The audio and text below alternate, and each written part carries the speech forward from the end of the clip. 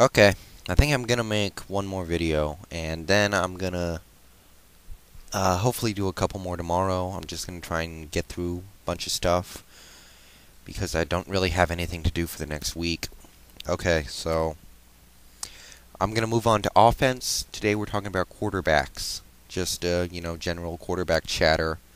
Obviously, over the last couple of weeks, I went over defense, which is not quite as glamorous as offense, although that perception is starting to change slowly over the last several years.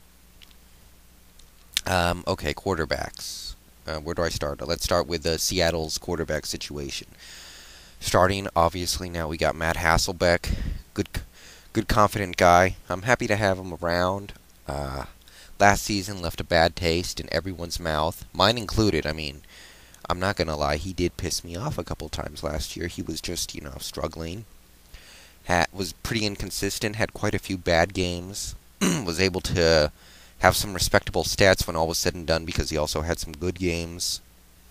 But obviously, it was nothing compared to his 2005 season. Last year, he got hurt, was throwing multiple interceptions in half the games at least. His touchdown numbers were down, his interception numbers were up. Obviously, he lost the support of Sean Alexander most of the season and his most dependable receiver, but it's still not okay to do. But it's still not okay to struggle that much. But I have confidence in him. I think his 2004s and 2003 seasons, both solid seasons. I think he played well, and it can get overlooked sometimes. I think people ignore his 03 and 04. But really, I think he had three very good seasons, especially when you consider what he had going on around him. So I think he can bounce back. I'm definitely happy to have him around. I think he's going to be around 4 or 5. Best case scenario, 6 more years. And I'm pretty confident with how that's going. I'm confident with him starting for at least 4 more years, unless something really bad happens in the next year or two.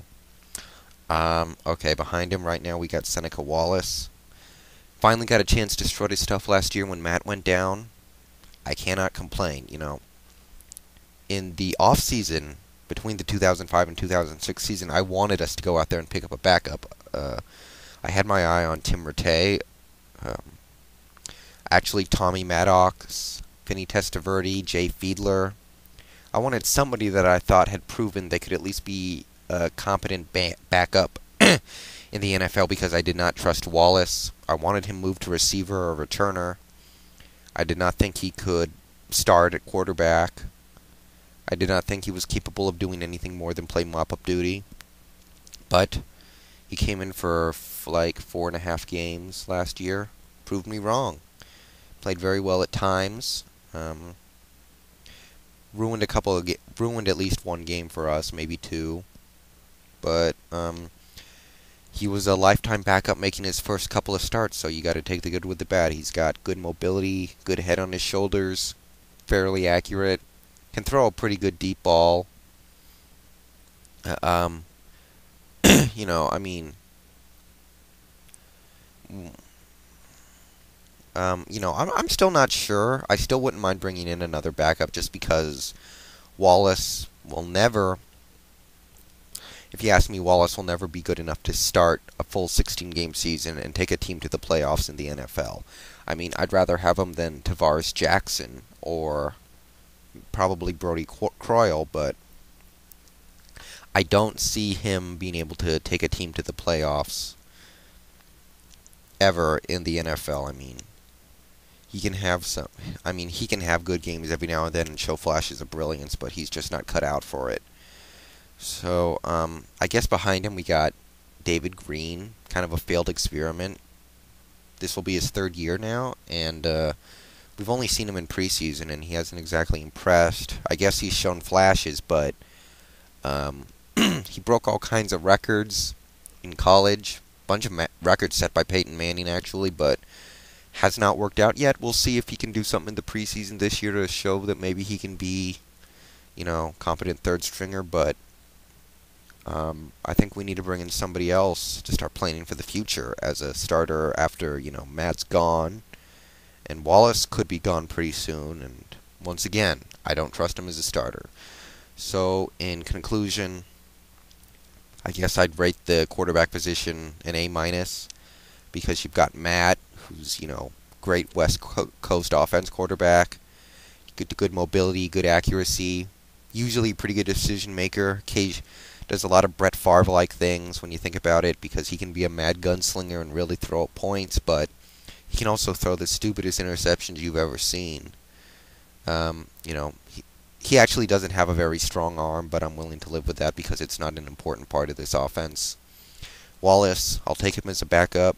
I'd rather not have him start for an extended period of time. And Green, well, he is third string, but we'll see. Okay, let's talk about quarterbacks around the league.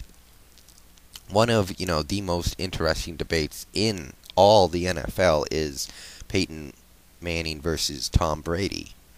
You got Tom Brady, who regularly takes a pretty good to mediocre offense to the Super Bowl and playoffs, and has won 3 Super Bowls. Of course, we all know about him. Came out of nowhere. Always kind of just, sits back, manages the game, somehow finds a way to win at the end, even when he's got Rashay Caldwell or Jabbar Gaffney or whoever at wide receiver. Then you've got Peyton Manning. He's surrounded by superstars. I think he's created some of those superstars through his own doing, but, whatever, they're good players. Puts up monster stats, has 2 MVPs, and you know what? I think he's going to add a third. I think he's going to be putting a third MVP trophy on that mantelpiece this season, but let's not get ahead of ourselves. Manning has, struggled in the postseason historically. He's actually got a winning record right now after last year's Super Bowl win, but historically he's struggled. And that's been the knock against him. He only has 1 Super Bowl at this point. Many people think it should be 3 or 4. For me, this is partially biased because I love the guy, but I would take Manning over Brady. I think what he can do for your offense is, just tough. He turned Brandon Stokely into an elite receiver.